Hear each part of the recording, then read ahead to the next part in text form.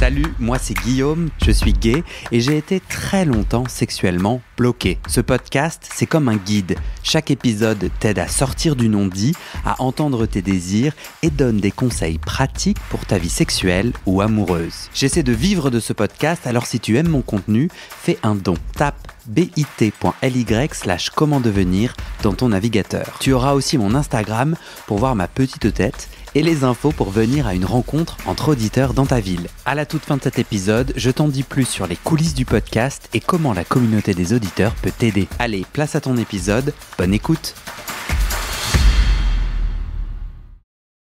On y va les petits choux. Salut tout le monde et bienvenue pour ce nouvel épisode enregistré en live à Paris. Aujourd'hui, on se raconte nos pires expériences ou nos mauvaises expériences sexuelles et ce qu'on peut en tirer. Et pour nous aider, j'accueille notre sexothérapeute préféré, Denis Trochesec. Bonjour à toutes et à tous. Coucou Denis. Je dis un grand merci au bar Merci Marcha qui nous accueille. Merci Marcha, c'est un super bar queer qui organise plein de chouettes événements et c'est dans le 11e à Paris. Nous sommes là, on est 19 auditeurs présents. Mais si toi, auditeur qui nous écoute, tu as envie de venir à une prochaine rencontre, il faut aller sur le site du podcast, bien entendu, rejoindre le groupe WhatsApp de ta ville et être tenu au courant. C'est à Paris, mais c'est aussi partout en France et en Suisse. Seuls les auditeurs qui organisent peuvent envoyer des messages, donc tu ne seras pas spammé. Il n'y a rien en Belgique, alors que c'est le 3e pays d'écoute du podcast. Donc je fais un petit appel du pied à mes auditeurs belges préférés. Fun fact, la France est le premier pays d'écoute. Le 2e, c'est Canada, non. C'est la Suisse. Le 3e, je vous l'ai dit, c'est Belgique. 4e, Canada. À votre avis, c'est quoi le 5e pays où il y a le plus d'auditeurs, d'auditrices du podcast ? Espagne ? Non. Pierre ? L'Algérie. Non. Léni ? Le Cameroun ? Non. Bon, alors, on va pas passer 1000 ans. Ah, Pierre, une dernière... Eh bien, je dirais la Côte d'Ivoire. Eh bien, non. Mais c'est pas mal. C'est l'Allemagne. Fun fact. Peut-être grosse communauté française en Allemagne ou francophone. Bon, je commence, petit rappel des règles du jeu de notre cercle de parole.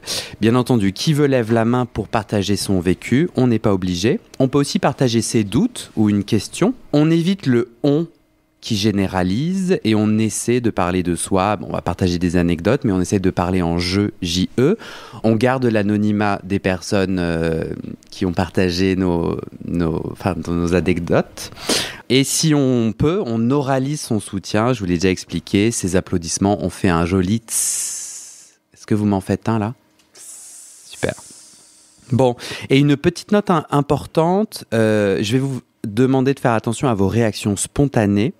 Là, comme on va se partager des expériences difficiles ou pas ouf, on peut avoir un petit cri, un petit genre « Oh, waouh !» ou des rires. Petite blague aussi, bah non. En fait, ça vient vraiment écraser la parole qui tente de se libérer.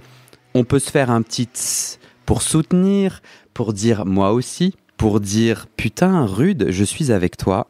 Mais en vrai, n'hésitez pas parce que ça aide vraiment, moi, pour l'avoir fait dans des groupes de parole, de sentir que, tu vois, je suis pas seul dans le silence, ça aide beaucoup. Nous allons commencer avec toi, Van. Tu as écrit sur un post-it « La première fois, il ne me plaisait pas plus que ça ». Tu te souviens de la fois où tu as eu un rapport sexuel avec quelqu'un qui, au final, te plaisait pas tout à fait ? Oui, c'était la première fois à mes 18 ans. Ça fait un bout de temps déjà. À l'époque, il n'y avait pas encore Grindr. C'était vraiment du chat par Caramel, s'il y a des gens qui ont connu à l'époque. Et avec Caramel, du coup, il n'y avait pas d'échange de photos. Donc, on se parlait, on se datait, mais on ne savait pas à quoi ressemblait l'autre personne. Et moi, à 18 ans, j'avais très envie de faire une première rencontre. Et la personne disait avoir 39 ans. Et je l'ai accueilli dans ma petite chambre d'étudiant à l'époque. Et sur le moment, j'ai pris du plaisir, mais je pense que c'était juste mécanique en fait. Okay. Parce que la personne ne me plaisait pas plus que ça. Donc, tu n'avais jamais eu de photos avant de le rencontrer. Oui. Et au moment où il rentre chez toi, tu sais tout de suite qu'il ne te plaît pas ou... Je pense que j'avais visualisé des choses que finalement, c'est un peu comme Un rêve qui s'écroule en fait. Ok, donc en fait tu fantasmais parce qu'il t'avait dit à quoi il ressemblait. Il me disait sa taille, je crois que je sais plus c'était quoi sa taille, mais il me disait aussi blond yeux verts. Du coup, c'est vraiment un blond yeux verts, mais voilà. Mais il n'était pas à ton goût, quoi. Il n'était pas à mon goût. Et tu sais, après t'avais 18 ans, mais t'as eu envie de lui dire en fait on va pas avoir de rapport, ou tu t'es même pas dit que tu avais le choix de pas avoir de rapport? Non, j'ai pas émis un non-consentement. Mais c'est vrai que j'avais tellement envie que c'était un peu, je prenais le premier venu, quoi. Ouais, t'avais hâte. J'avais hâte quand même, ouais. De ta première fois. Ouais. Et t'avais pas la possibilité. Est-ce que tu veux dire où est-ce que tu étais? T'as grandi où à 18 ans? Alors j'ai grandi à Chartres et cette première fois c'est passé à ma première année universitaire à Orléans. Ok. Et t'avais pas accès en fait à des jolis garçons? Non, pas du tout. Ouais, c'est ça. Non. Ah ouais, donc c'était maintenant ou jamais. En fait, c'est ton cerveau, ça dit ça, quoi. C'est exactement ça, parce qu'on rencontre pas facilement des mecs gays dans la région, et puis même déjà sans Grindr, sans les applications, c'était beaucoup plus difficile. Ouais. Il y a une histoire similaire d'Alban. Alban, t'es ok de nous la partager? On passe le micro à Alban. Merci Van. Alban, tu as mis sur ton post-it « J'ai fini par céder alors que je n'avais pas envie ». Oui, c'était récemment. J'ai rencontré quelqu'un, on s'est vu une ou deux fois, et en fait, un jour où il est venu, on a fait l'amour une première fois, et il avait envie qu'on refasse, et moi, j'avais pas envie. Et sur le moment, c'est-à-dire qu'on l'a fait une fois, et j'étais satisfait, très bien. C'était pas oufissime, mais voilà. Et en fait, après, il avait encore envie, okay. Et moi, j'avais plus envie. Et il a insisté, et j'ai cédé. Et tu te rappelles ce qui se passait à ce moment-là dans ton cerveau? Donc, il insiste, vous êtes tous les deux allongés sur un lit, par exemple? Tout à fait. Chez quelqu'un? Chez moi. Chez toi? Donc, il est chez toi? Il est chez moi. Et il insiste comment? C'est-à-dire la première fois, il te caresse ou il te parle? Oui, c'est ça. Disons qu'il était un poil plus intrusif que ça. C'était un peu... clairement, il avait envie de me pénétrer, encore. Et moi, j'avais pas envie parce que il est assez brutal dans la manière de le faire. Et donc, disons que... En tout cas, j'étais pas. La sensation de bien-être n'était pas vraiment très très forte après notre premier rapport. J'étais pas hyper bien. Du coup, j'ai dit non. J'ai pas envie de continuer. Donc là, il te dit, est-ce qu'on peut refaire du sexe? Il te le dit avec des mots? Non, il me le dit pas. Il m'embrasse, il est sur moi, il bande. Et clairement, il me fait sentir qu'il a envie. Et pour le coup, moi, j'ai dit j'ai pas envie. Ok. Il dit, et là, il a argumenté pour qu'on continue. Qu'est-ce qu'il a dit? En gros, que ça faisait longtemps qu'on s'était pas vu, qu'il avait très envie, que ce serait bien, enfin voilà, tout ce genre de choses. Et en fait, à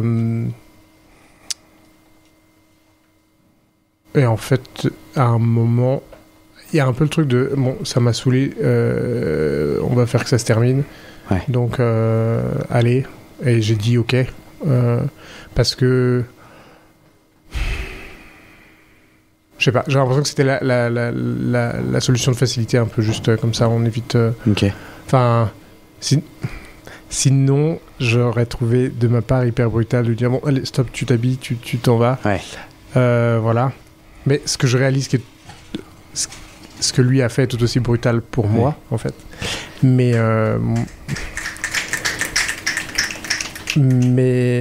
j'avais pas, moi, en tout cas, à ce moment-là, la force de dire vas-y, casse-toi, j'ai pas envie de...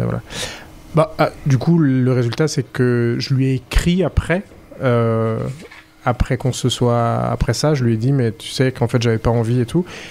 Et il dit, mais si, t'as quand même accepté. Et en fait, il entendait pas. Et il a réagi alors que moi, j'ai pas... Mais il a réagi comme si j'étais en train de de lui dire que c'était un gros connard et qu'il m'avait violé, en gros. Donc c'était un peu ça. Et c'est pas du tout ce que je lui disais, juste que j'avais pas envie et il l'a vraiment très mal pris. Et bon, du coup, on s'est plus jamais revus. Mais voilà. Parce qu'en gros, lui te remettait la responsabilité en disant tu n'as pas dit non, tu as dit non une fois. Oui, mais t'as accepté. Mais après, t'as dit oui. Voilà. Est-ce qu'il y a des gens à qui c'est déjà arrivé, soit que vous l'ayez écrit sur un post-it, soit que. C'est-à-dire de se forcer. Par exemple, toi, Louis, tout le monde me regarde, mais toi, t'es à l'aise.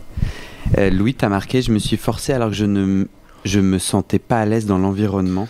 En gros, après c'est pas tout à fait, enfin c'est pas vraiment proche et pour le coup là c'est pas, il n'y a pas eu de comportement déplacé de la part du garçon avec qui j'ai fait ça. C'est que je me suis retrouvé chez lui après un petit moment à parler beaucoup, etc.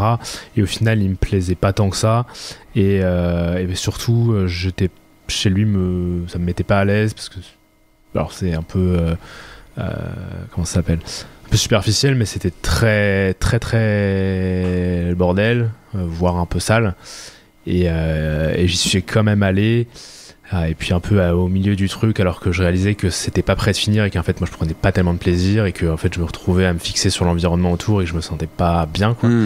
Je réalise qu'en fait ça va durer longtemps. Et donc je lui dis écoute, désolé mais il faut que j'y aille, et puis lui il avait pas du tout perçu ça. Après moi je l'ai pas du tout envoyé les signaux, pour le coup il y avait pas du tout de il n'y a pas du tout eu de comportement déplacé de sa part, juste bon bah. Toi t'as pas du tout exprimé? Non, même plutôt l'inverse, parce que je suis dans un automatisme j'ai un peu dit que je me suis un peu engagé à le faire et c'est trop tard, je peux pas reculer, voilà quoi. Je peux pas reprendre mon consentement une fois que je l'ai donné une fois quoi, alors que je suis complètement et au final je l'ai fait, mais bon c'était déjà en partie fait quoi. Mais ça c'est vachement intéressant parce que je trouve que on a moi personnellement, et j'entends plein d'entre nous dire je sais ce que c'est le consentement rationnellement et je sais que j'ai le droit de le reprendre même si je l'ai donné, mais je trouve que dans l'expérience c'est vachement plus difficile. Toi tu te souviens dans ta tête, donc tu es chez lui, c'est ça, et physiquement il ne te plaît pas vraiment, en plus de l'endroit où t'es pas à l'aise, lui ne te plaît pas tout à fait. Ouais, j'étais pas sur les photos je le trouvais pas mal, après j'étais pas sûr, et en physique j'aimais pas forcément je sais pas, la vibe, et avec en plus le reste j'étais pas, ça marchait pas. Et dans ton cerveau qu'est-ce qui s'est passé? Qu'est-ce que tu te racontais? Pourquoi tu as commencé le rapport sexuel? Enfin, qu'est-ce que ton cerveau te disait? Je pense, je me suis dit, ça va être bien une fois qu'on va commencer. Il va y avoir quand même des sensations agréables, ça va être sympa. Et j'ai pas fait tout ce déplacement, la préparation, etc. pour rien. Déplacement, ça veut dire quoi? C'est parce que c'était en gros moi j'habitais en banlieue et je sortais du boulot et donc je suis passé chez lui qui habitait dans le centre de Paris, et donc j'avais quand même pris les transports en commun, ça m'avait pris un peu de temps de venir quoi, et donc j'étais en mode ok, j'ai juste fait le trajet pour au final lui dire non. Il y a un truc de l'ordre de ce serait dommage quoi, autant y aller, et puis au pire bon c'est pas ouf et c'est pas grave quoi. Ce qui en soi c'est le cas, dans mon cas c'était pas grave que ça soit pas bien passé, mais sur le coup finalement après je me suis dit mais c'est con, t'aurais dû t'autoriser à reprendre le consentement à partir du moment où ça t'a pas plu quoi. Voir si même c'était dès le début quoi. Juste je voulais pas le faire se sentir mal non plus en le faisant se sentir rejeté aussi quoi. Ouais. Levez la main, le nombre de, si ça vous est déjà arrivé de faire le plan, d'avoir le rapport sexuel alors que vous en avez pas vraiment envie, mais vous vous dites je suis un peu obligé parce qu'on s'est parlé longtemps, ou bien parce que j'ai fait beaucoup de transport, ou parce que justement j'ai peur d'être blessant, d'être rejetant. Moi je lève la main aussi. Ah non mais tout. Alors on va faire le contraire. Le contraire, parce que là tout le monde lève la main, j'ai l'impression. Qui ne s'est jamais forcé? Il y a 2 personnes sur 19. Ah c'est ouf. Denis, t'as envie de dire un truc, ou sinon j'ai une anecdote moi si t'as rien à dire? Oui, on peut déjà discuter un petit peu de ces points-là. Il y a une notion effectivement d'investissement et de coût. À quel point est-ce que ça va être pénible de faire valoir son consentement ou pas?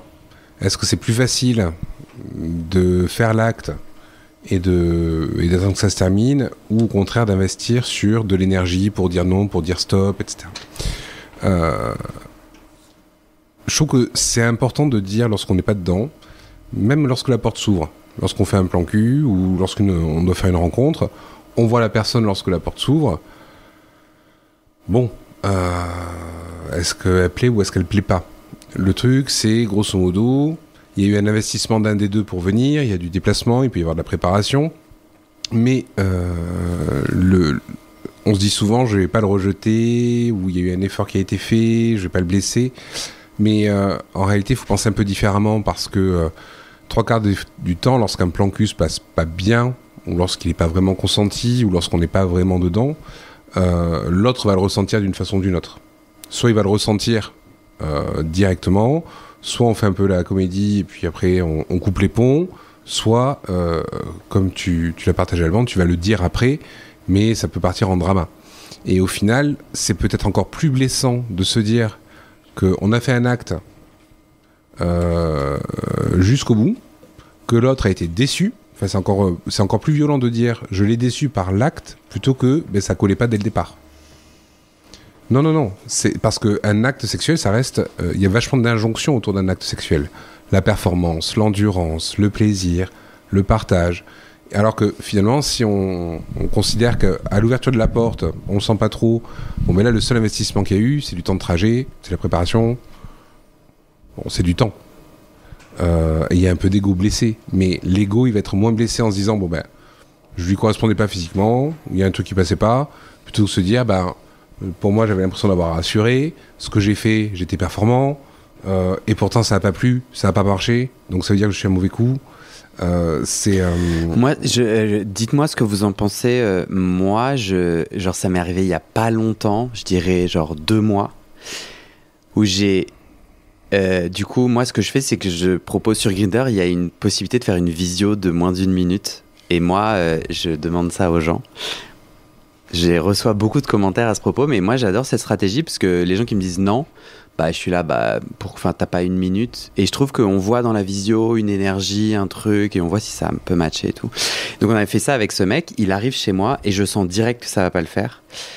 Et on est en train de s'embrasser et ça matche pas du tout. Et là je me dissocie un peu en me disant, je fais quoi ? Et donc, tu vois, le rapport continue et tout. Et en fait, le coût de l'arrêt me semblait largement supérieur à vite, il va éjaculer et puis en fait, il va partir.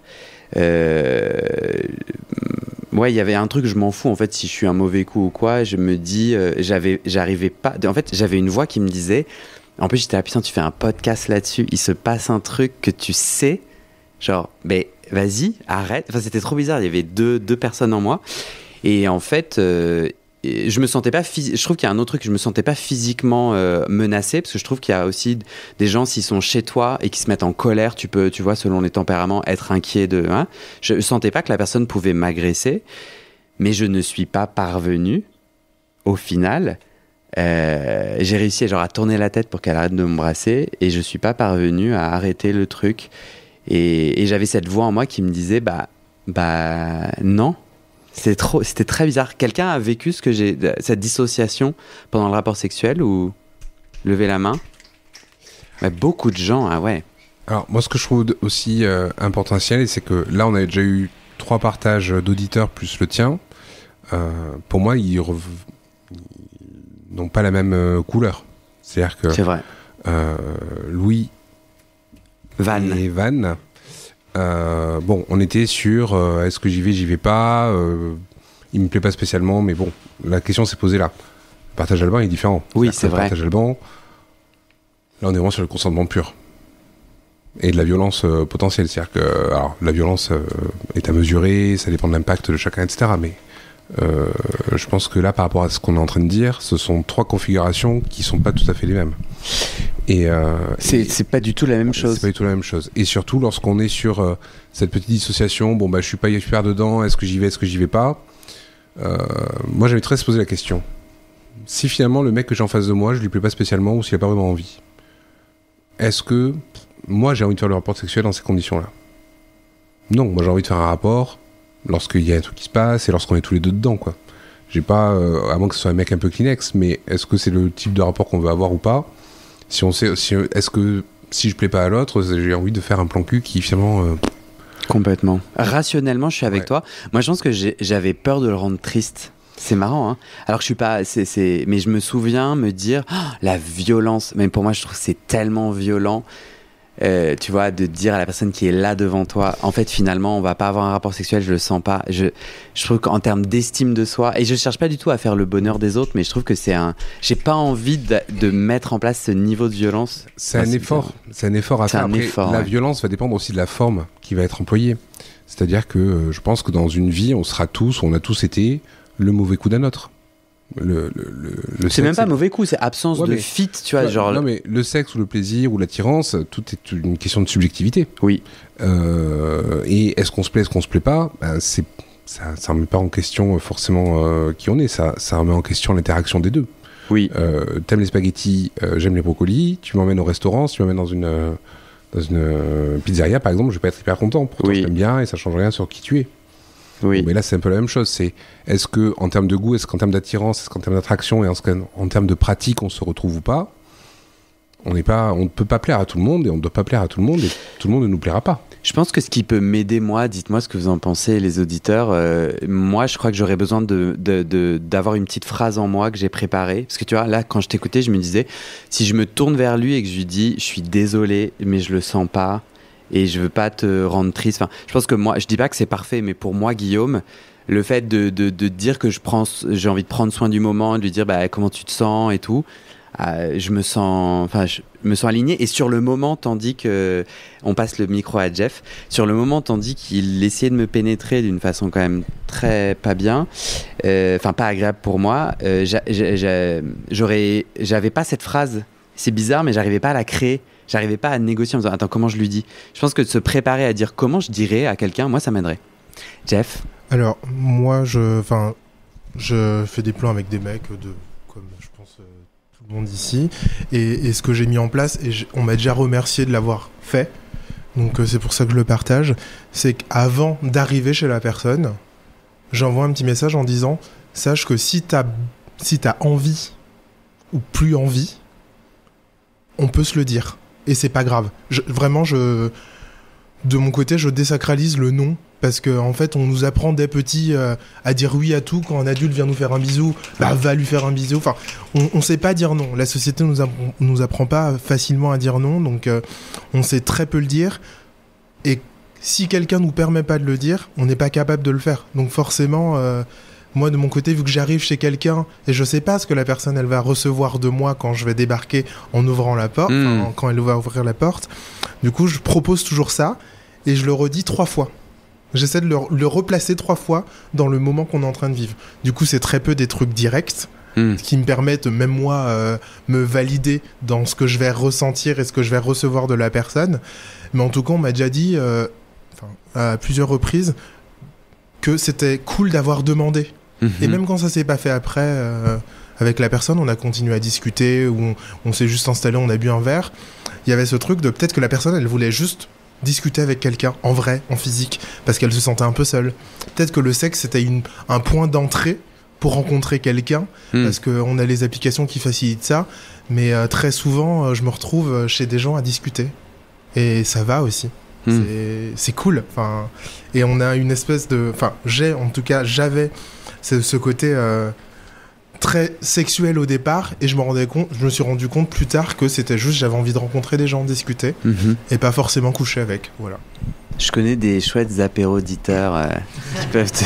Moi aussi j'en connais. Est-ce que tu passerais le micro à Félix justement sur la question du consentement? Félix, toi tu as écrit sur le post-it rencontre Grindr avec manque de consentement. T'es pas du tout obligé de... Tu peux changer d'avis. Est-ce que tu es à l'aise de partager cette anecdote? Oui, c'est ouais, okay. Ça te va? Donc pour vous replacer un petit peu le contexte, donc c'était un mec avec qui je parlais depuis quelques temps. Je sais plus si c'était sur Grindr ou une autre appli, mais bon, c'était sur une appli. Et moi, je devais avoir 22 ou 23 ans. Lui, 35, mais il me plaisait beaucoup. Et moi, j'aime pas du tout les plans directs. Donc, je l'avais prévenu que je voulais qu'on prenne un verre avant et qu'on se prenne le temps de se rencontrer avant de faire quoi que ce soit. Et il insistait, et finalement, on s'était mis d'accord sur prendre un verre chez lui. Enfin, c'était pas chez lui, c'était chez un de ses amis, mais bon, de prendre un verre dans un appart, quoi. Et donc j'arrive et il m'embrasse direct. Donc j'étais un peu étonné. Tu peux te définir un peu plus qu'étonné? Parce que je crois que c'est pas vraiment étonné. Enfin, t'étais étonné et quoi d'autre? Heureusement surpris, mal à l'aise, t'étais étonné et quoi d'autre? Bah, étonné et choqué, peut-être un petit peu. Ouais, choqué, parce qu'en fait, tout à l'heure, on parlait de ce qu'on pensait pendant l'acte ou pendant ce qui se passe. Et je me souviens pas vraiment avoir réfléchi à dire non ou à continuer. En fait, j'ai laissé le truc continuer. Et donc, voilà, il m'a embrassé. Je lui ai dit que je voulais quand même qu'on prenne un verre. Donc, il me fait OK, il me sort un verre d'eau. Et puis, on s'assied sur le canapé. Il me réembrasse, quoi. Et donc ça continue comme ça et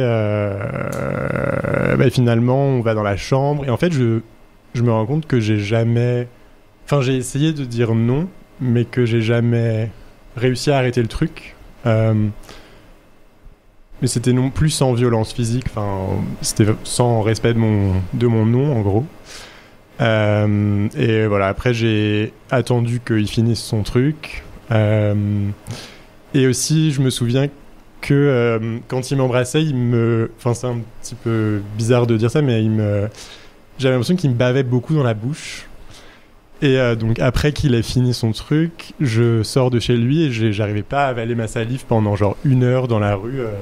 Je crachais dans les poubelles, enfin vraiment je me sentais dégueu, ouais. Voilà. Voilà, c'était mon expérience. Tu as quel âge aujourd'hui? 28 ans. 28.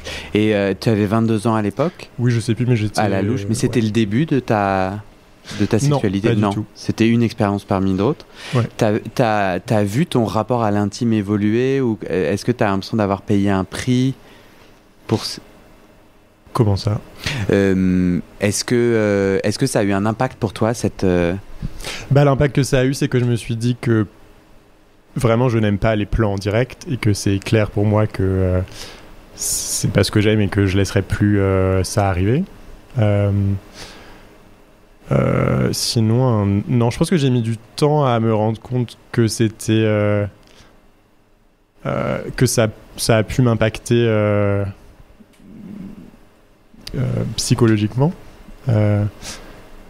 Et c'est en parlant avec des amis qui me disent que quand même c'est pas top ce qui s'est passé, que je me suis rendu compte que c'était effectivement pas top. Donc ouais, ça m'a impacté. Après j'ai continué à relationner avec des mecs et voilà. Ouais. Oui, ça t'a pas empêché de rencontrer par la suite. J'ai cru comprendre tu partageais. Est-ce que toi, tu as l'impression d'avoir dit non? Enfin, t'as pas l'impression. Est-ce que je crois que j'ai pas compris. Toi, tu disais, j'ai plusieurs fois répété, j'aimerais qu'on prenne un verre, et lui n'a pas respecté ça. Et est-ce que t'aurais voulu, tu as dit non et il a pas respecté non plus un non dit? Ou quand on s'est rencontrés? Ouais, au moment où tu vas dans cet appartement. Ouais, avant, donc par écrit, je lui avais vraiment explicité que je voulais prendre du temps avant de rencontrer qui il était et avant de faire du sexe. Et oui, je me souviens que déjà c'était clarifié avant et que quand je suis arrivé, je lui ai dit que je voulais quand même qu'on discute et donc on s'est assis sur le canapé en prenant un verre d'eau, mais j'ai senti que de son côté c'était juste ok, il m'a dit qu'on voulait prendre un verre, donc je lui sers un verre d'eau et puis c'est fait, quoi. Ouais, bien sûr. Et on passe à la suite. Et dans ton cerveau, il y avait une part de toi qui avait envie de partir? En fait, il y a un blanc. Pas vrai. Tu t'es déconnecté? En fait, je me suis pas vraiment déconnecté, mais je me suis... Peut-être un peu comme on disait tout à l'heure, je me suis dit que j'étais venu pour ça et donc on allait le faire et qu'ensuite c'est bon, je pars et on se reparle plus. Ouais. Ouais, mais aussi, je pense que mon cerveau était occupé à d'autres choses quand il me bavait dans la bouche. Enfin, en fait, il y avait plein de trucs qui faisaient que que j'ai pas pu me protéger parce qu'il y avait trop d'éléments perturbateurs, quoi. Ouais. Denis?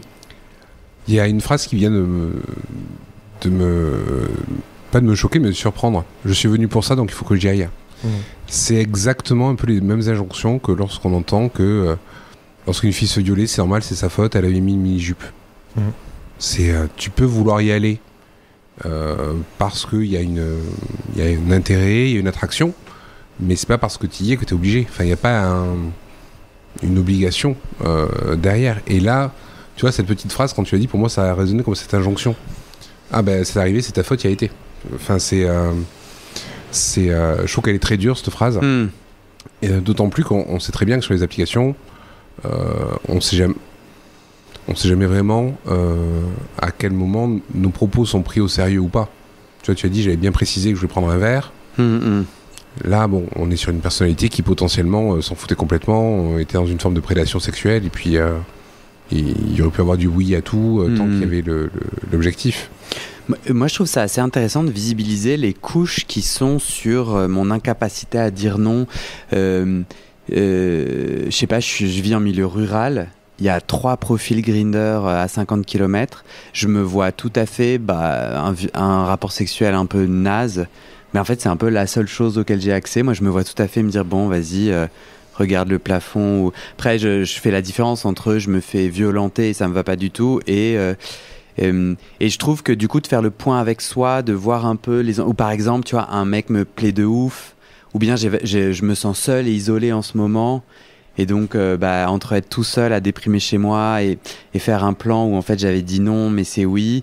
Et je valide pas du tout. Je dis pas que c'est, mais je trouve que de faire un peu un point avec soi, de se dire ok, c'est quoi ma zone grise? Pourquoi j'arrive pas à dire non parfois? De quoi j'ai peur? Ça me semble vachement important. Alors, tu peux même aller plus loin parce que tout à l'heure, lorsque tu as partagé le fait que tu voulais avoir une phrase parce que prête pour pouvoir dire non, ce qui peut être intéressant, c'est de réfléchir quels vont être les red flags plutôt.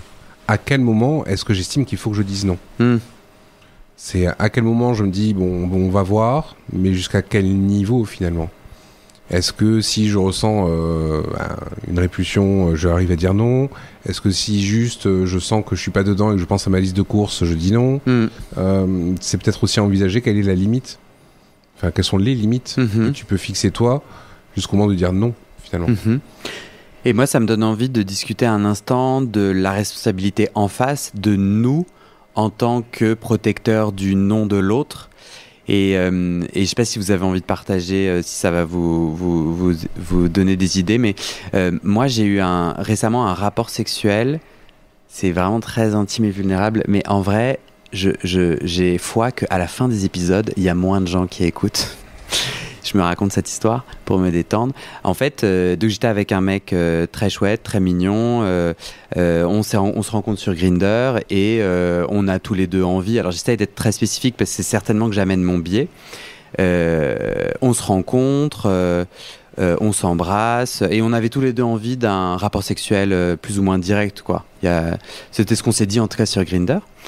Et je sais pas si on avait nommément dit les pratiques qu'on avait envie de faire, mais me voilà en train, en gros, de lui faire une gorge profonde. C'est-à-dire, moi, ma bite était au fond de sa gorge. Et je me souviens très bien checker avec lui, tu vois. C'est une pratique alors violente. C'est pas à moi de lui, enfin genre c'est compliqué de moi dire que j'étais pas particulièrement violent, mais moi je me sens pas particulièrement violent, mais de fait t'as une bite au fond de la gorge, c'est quand même pas ouais, il peut y avoir une forme de violence. Et je me souviens checker avec lui, okay, et j'y ai pensé genre hier en me levant. Je check avec lui plusieurs fois et il me dit oui et voilà, enfin il est là et après, hop, il est parti, on a discuté un peu, j'ai rien senti d'anormal. Et après, on s'est plus jamais reparlé. On était sur WhatsApp, donc je lui envoie un petit message quelques jours après en mode « Est-ce que tu as envie qu'on se revoie ?» Je le vois connecté sur Grindr, il me répond pas. Et une semaine après, je lui dis j'imagine que c'est non. Et t'aurais pu me le dire, il n'y a pas de problème, il était de passage, bon voyage, quoi. Et j'ai jamais eu de réponse de sa part. Et en fait, ça m'a laissé avec une interrogation. Je me suis dit... en vrai, si lui, là, il a dit à ses potes j'avais pas du tout envie d'une gorge profonde, j'ai pas su dire non, moi, il pourrait raconter ça. Enfin, même si il a verbalisé un oui. Alors moi, j'ai pas d'autres indicateurs, mais tu vois, est-ce que c'était un oui vraiment plein et entier? En fait, ce qui me met le doute, c'est pourquoi tu me réponds pas à mes messages après? Alors si juste genre il me trouve nul et tout, ça me va, mais tu vois, ça me pose question et du coup, je me dis, ok, moi j'ai envie d'avoir la responsabilité de prendre soin des gens avec qui j'ai fait du sexe, mais je trouve ça pas simple du tout. Tu vois, donc par exemple, et on peut passer le micro à Romain. Par exemple. Moi, peux me voir être avec quelqu'un, lui faire des gratouilles en mode on baise, et qu'ils disent oh non, pas ce soir, et que un peu en le taquinant, je le gratte un peu, et petit à petit il bande, et qu'en fait du coup on puisse faire un rapport sexuel alors même qu'il a dit non au début, et du coup en me disant moi aussi parfois en fait si tu viens me chercher, parfois c'est non, puis après c'est oui. Bon là je parle de relations durables, mais pour autant tu vois. Comment on est vigilant? Est-ce que du coup je suis en train de forcer ou est-ce que en fait j'accompagne le rapport sexuel et au début tu viens de manger, t'es un peu frileux, tu vois? Et je trouve ça pas évident. Je sais pas si on a envie d'en parler un peu. Romain? Bah oui, carrément, ça donne envie d'en parler. Depuis tout à l'heure, je pensais que j'ai dû par moment être dans l'autre dans l'autre place. C'est-à-dire que, oui, de devoir subir des choses que j'avais pas forcément envie, sur lesquelles c'était pas OK pour moi. Et en même temps, par moment, d'avoir décelé des petits signes, mais c'était pas un oui peut-être ou un non, mais c'était des petits signes. Tout à l'heure, je crois que c'est toi, mais quelqu'un disait, j'ai tourné la tête pour pas qu'il m'embrasse. Moi, cette situation, elle m'est déjà arrivée. Et pour autant, pour reprendre ce que tu disais tout à l'heure, Louis, la préparation, le déplacement, tout cet investissement qui fait que on est là avec toute l'excitation qu'il y a, toute cette libido qui est débordante. Et ça m'est déjà arrivé de percevoir des petits signes comme ça qui révèlent quand même que c'est pas si OK que ça, et d'y aller quand même, de continuer ce que je suis en train de faire. Avec une sorte de détachement, comme d'autres disaient, c'est-à-dire que il y a un truc conscient et en même temps il y a un truc un peu primaire, bestial, sexuel qui est en train de se passer et qu'on laisse encore aller, se passer, et qu'on n'arrête pas, malgré les petits signes qu'on a quand même perçus. Quelqu'un veut partager? Quelqu'un s'est déjà senti dans l'autre rôle, quoi, dans celui où est-ce que j'ai su prendre soin de la relation au niveau que j'aimerais? Non. Si. Joël? Romain, tu passes le micro à Joël?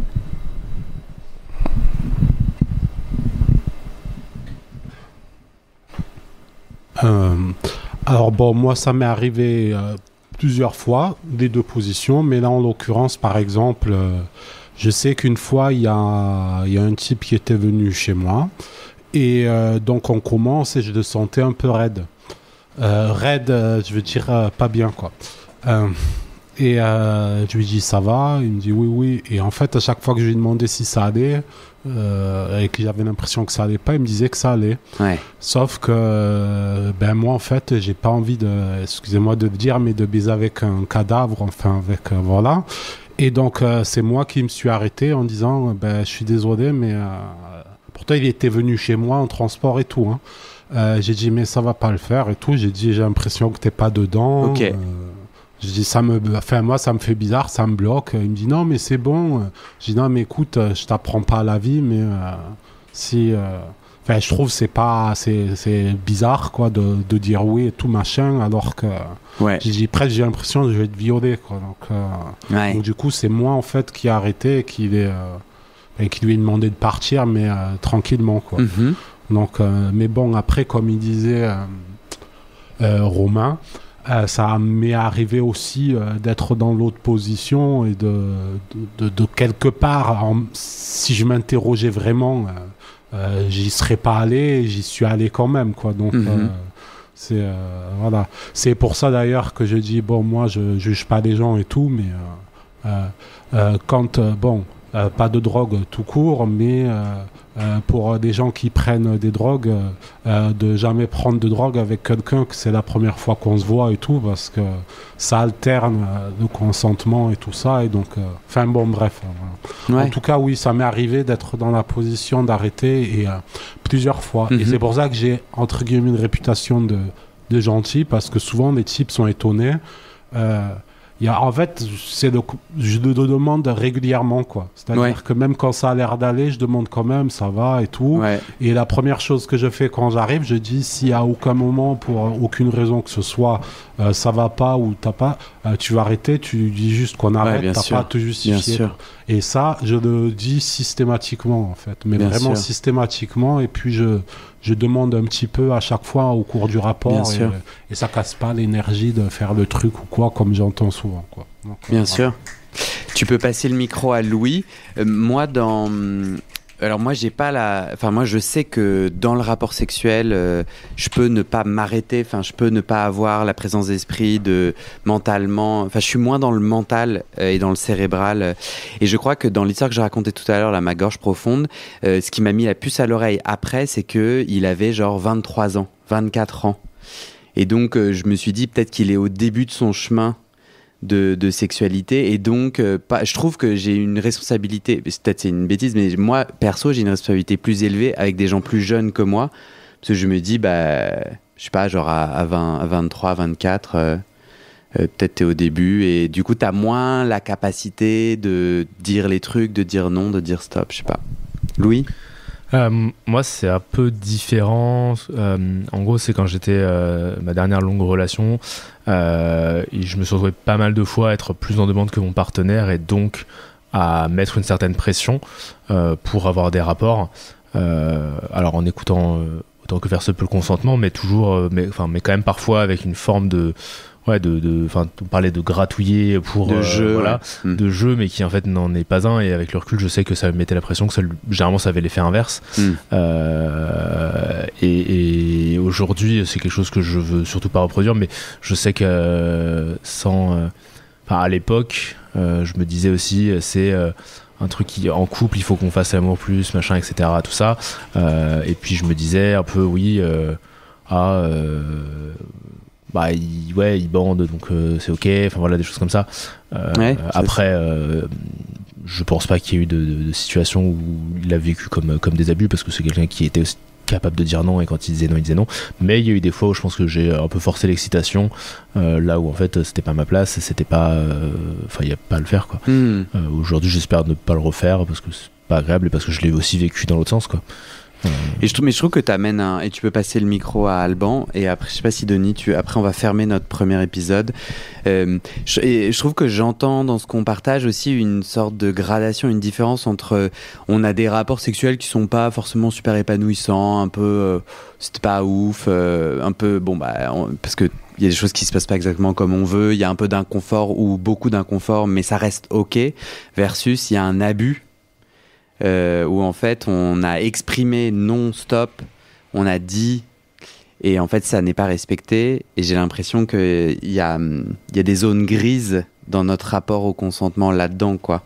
Aux yeux de la loi il n'y a pas de zone grise, mais nous avec nous-mêmes, je vais plutôt dire moi avec moi-même, je trouve que j'ai un enjeu à me dire, ok, c'est quoi mes différents grades, qu'est-ce qui est ok pour moi, ce que tu disais tout à l'heure, quoi. Alban?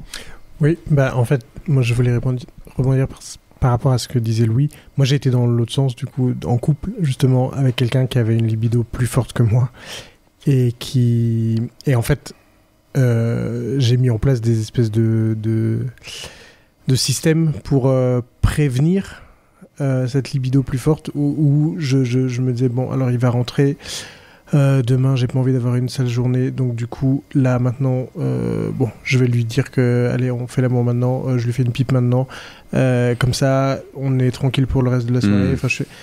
Et en fait juste on parlait typiquement de mauvaise expérience, mais du coup je me rends compte que j'ai ce truc là où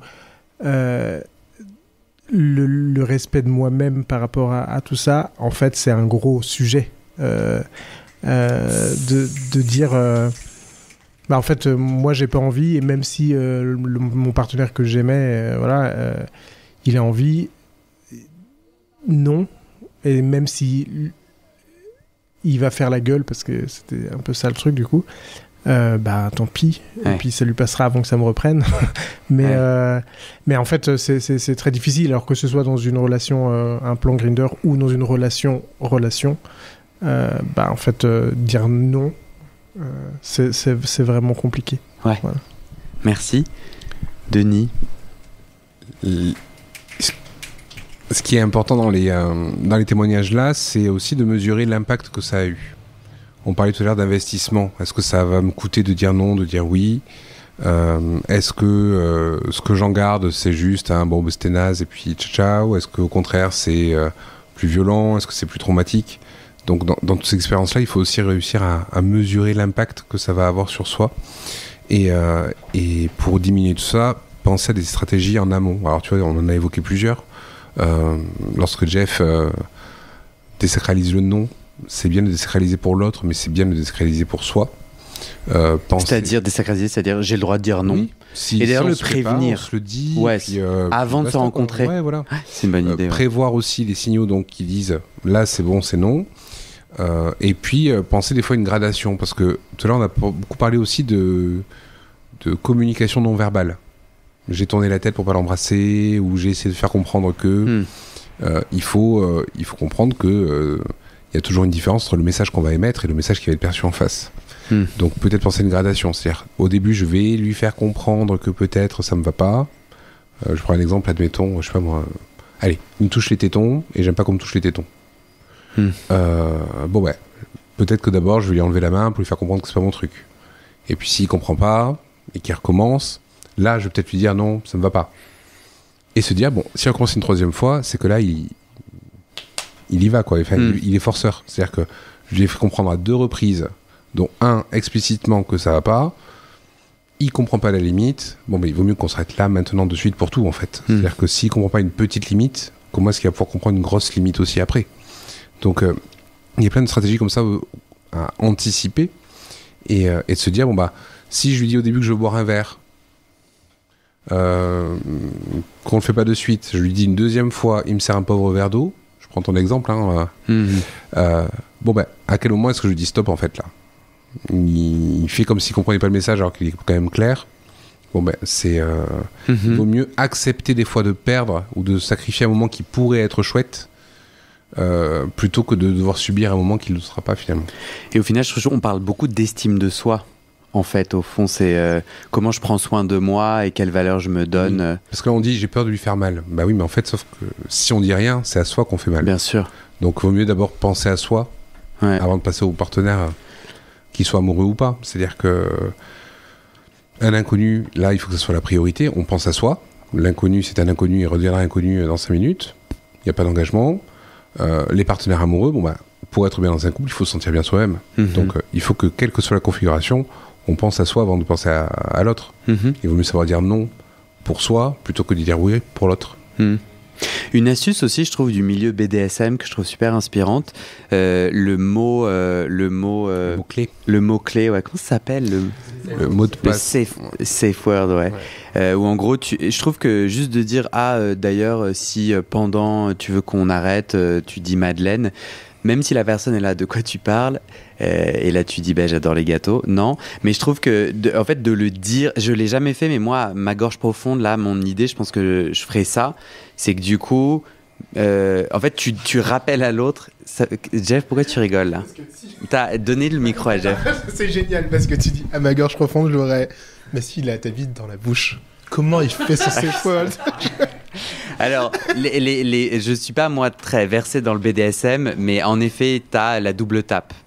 Une tape, c'est orange, et 2 tapes, c'est... Mais tu as tout à fait raison. Donc c'est Madeleine ou tape. Tu as bien raison, Jeff. Non, mais en vrai, tu rigoles, mais c'est vrai. Tu as tout à fait raison. Je sais que c'est vrai. Mais je trouve que de le dire comme ça brièvement, ça met en place un environnement où tu comprends que ton partenaire, en fait, il a ton consentement en tête. Je te dis pas que ça résout tout, mais c'est une bonne idée. On va s'arrêter là pour ce premier épisode. Nous allons aller manger les différents gâteaux délicieux qui sont là. Pour donner envie aux gens d'écouter l'épisode suivant, nous commencerons l'épisode suivant avec Elliot, qui a écrit sur son post-it: « Ma première fois m'a conduit à l'hôpital. » C'était un peu grave là maintenant je dis. Mais en vrai peut-être que c'est terrible comme histoire. Bon, on verra. Mais Elliot est avec nous et il me semble souriant et magnifique. Il a... Voilà. À bientôt les auditeurs. À très vite pour nous. Merci.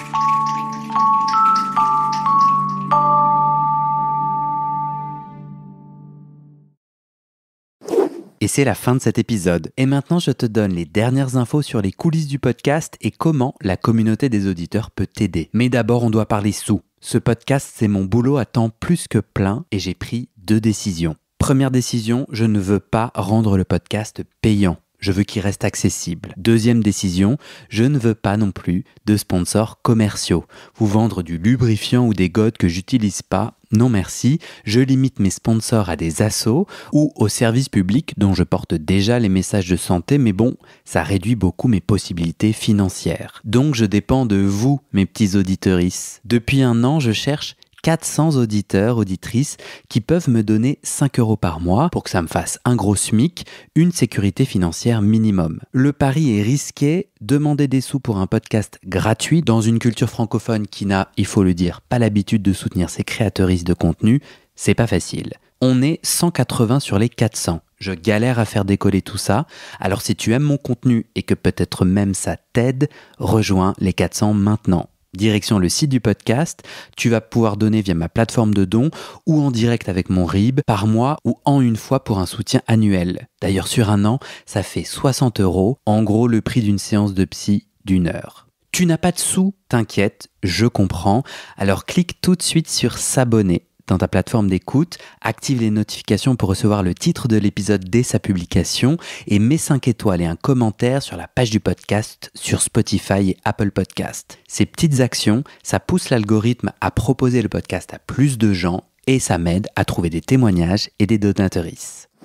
Bon, maintenant, faut que je te parle de ce qui se trame derrière le podcast avec notre belle communauté des auditeurs. Sur le site du podcast, tu trouveras notre annuaire collaboratif des soignants-soignantes gays ou queer-friendly. On se partage entre nous nos contacts des soignants avec lesquels on se sent safe, médecins généralistes, proctologues, psy, sexothérapeutes, etc.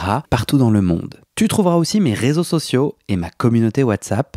Je te montre ma petite tête, je te raconte les coulisses du podcast, souvent je pose des questions pour des futurs épisodes, je demande de l'aide ou toi, tu peux aussi m'envoyer des messages, par exemple des messages d'amour pour me motiver, ça me fait très plaisir. Tu trouveras aussi sur ce site la communauté Discord du podcast, c'est là où les auditeurs peuvent parler entre eux, peuvent parler des épisodes, de culture et aussi de sexe et de leurs sujets intimes. Pour découvrir tout ça, tu tapes dans ton navigateur bit, c'est bit sans e.ly/comment devenir. Merci à toi et à très bientôt dans tes oreilles.